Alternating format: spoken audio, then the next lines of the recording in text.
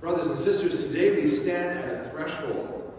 A new year has begun, and while much around us still looks the same, something important has shifted.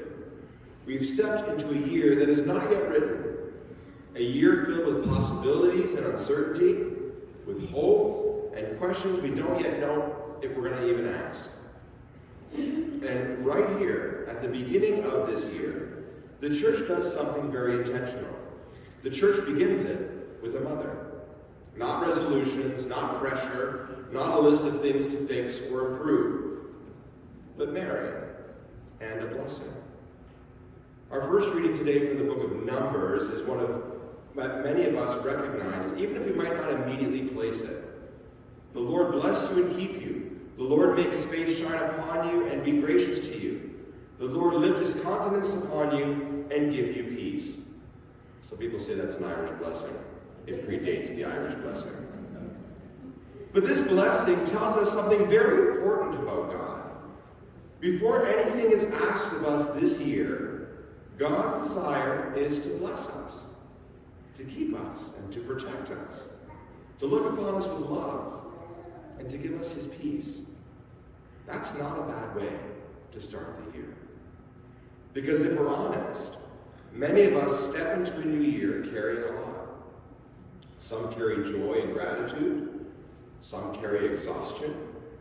Some carry grief that hasn't gone away just because the calendar shifts into a new year. Some carry anxiety about what this year might bring. And today, before anything else is asked of us, God simply says, "Let me bless you."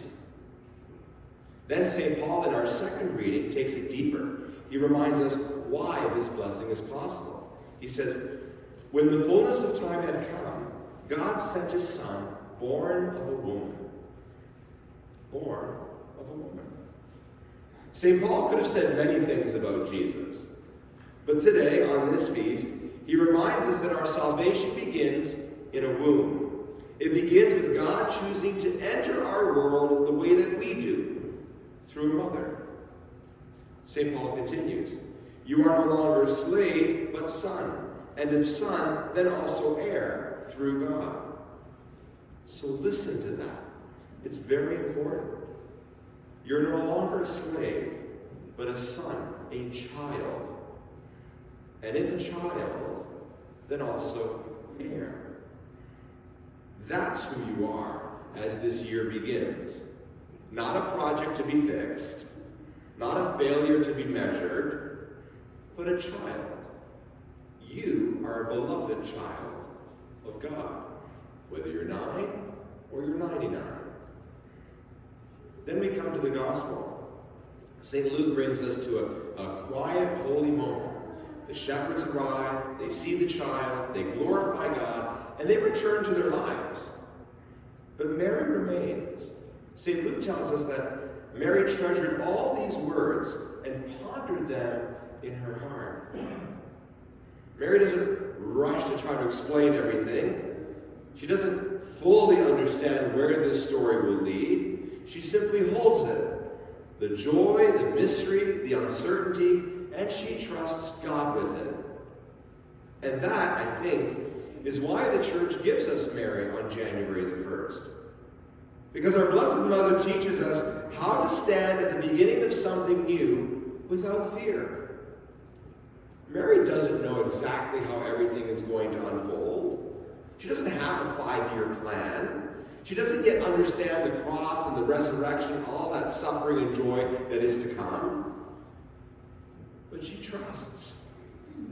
She trusts enough to hold the moment, to treasure it, and to make space in her heart for God to work. And notice this too, because it's important. When the child is named, Luke tells us that he was called Jesus, the name given by the angel before he was conceived in the womb. Mary receives this name, right? And she goes along with God's plan. The name Jesus means God saves. God saves. And that's the heart of this feast. Mary is Mother of God not because she's powerful, but because she's receptive. because she said yes, and because she makes room. And maybe that's the quiet invitation for all of us on this day. Not do more this year, not be better this year, but make room. Make room for God's blessing. Make room for God's grace. Make room for God to work in ways that we cannot yet see. Make room. As this new year begins, we don't know what it's going to bring. Hopefully lots of blessings, but maybe some difficult times too. We don't know. But what we do know is that there is one who walks with us. And so today, we ask Mary to teach us how to live this year, to treasure what's given, to ponder what we do not yet understand, and to trust that God is already at work. May the Lord bless you and keep you. May the Lord let his face shine upon you and give you